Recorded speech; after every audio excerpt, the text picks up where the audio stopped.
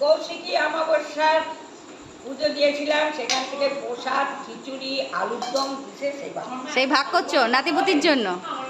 এই যে দুইজন বসে আছে, একটা শুরু করে দিয়েছে খাওয়া।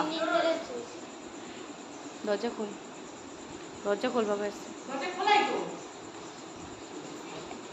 মা এখন ভাগ বাটোরা করছে, বদ্দিভাই গালে হাত দিয়ে বসে দেখছে।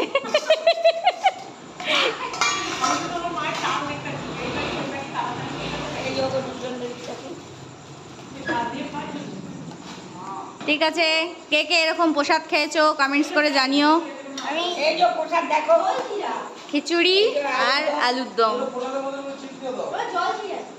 চলো টাটা করে দাও সবাইকে। ও আবার আবার টাটা, চিপস নিয়ে এসছে ওর বাবা।